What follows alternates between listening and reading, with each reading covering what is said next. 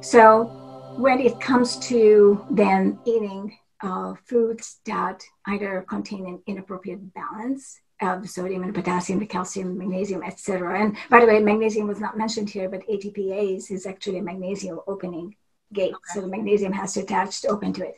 So we basically covered the magnesium, calcium, potassium, sodium, and glucose. We covered all the elements that would be essential for the brain to function in this case.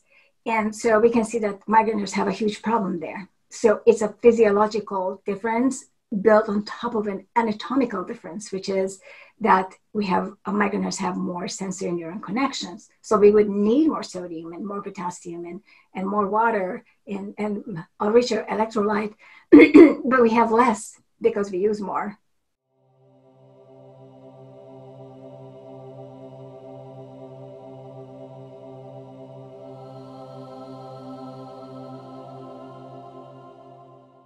And on the pumps on the top of it don't function too well. So they can't open, they can't close. So the start of the migraine is actually the breaking down of this system temporarily for being low in one of these, either sodium or potassium usually is a culprit, and often of course water is essential to pass it in, or there's too much glucose. And so where the glucose is coming in. So when we consume glucose, for everyone, glucose replaces sodium and water when it enters the cells. That's is in every single ER book and everywhere. So this is normal. When a migrainer eats glucose, and by glucose I understand carbohydrates of any kind, including lettuce, it doesn't matter what kind it is, it's going to cause the efflux of sodium and water from the cells. And it's going to disrupt the electrolyte, and this leads to migraine. If the migrainer doesn't eat carbohydrates, this is not going to happen. And so here's the cause of migraine.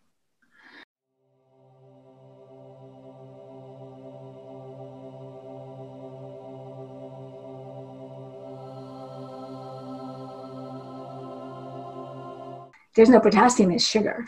Now, if he chooses to eat say a sweet potato, he's okay because sweet potato is very rich in potassium. So if he has to take a lot of sodium after that or salt after that, and by the way, sodium is 40% of salt. So before people get confused, it's just part of salt. So if you take salt after a very rich, potassium-rich sweet potato, you're probably fine. Mm. But if you're eating something else, say you eat a slice of cake, which is a lot of grains, not gluten necessarily, but any kind of grain. And of course, just pure sugar and maybe fat like butter, good tasting, yummy cake, with no potassium at all.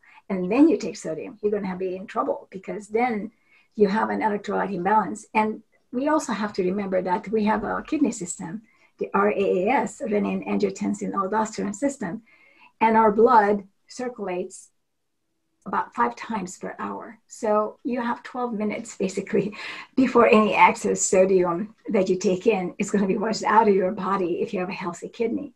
And so just eating sugar and eating salt is going to continuously cause an electrolyte imbalance, not necessarily in the brain alone, but in the body.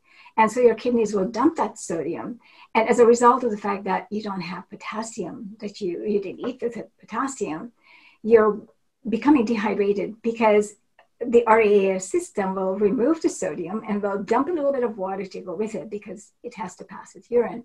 Right. But since you don't have any potassium, it's going to spare or retain the potassium, but it's going to dump or waste the excess sodium. So taking all the time just salt to make up for your carbohydrate intake is not really going to be good for you, first of all. So your kidneys are going to be working a lot harder, and you may cause some kidney trouble with that.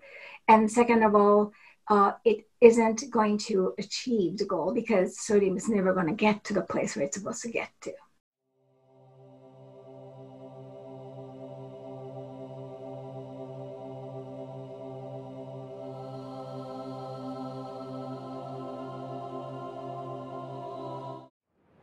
Annotated and summarized, easy to share with loved ones. The description below the title for this video has these summary points.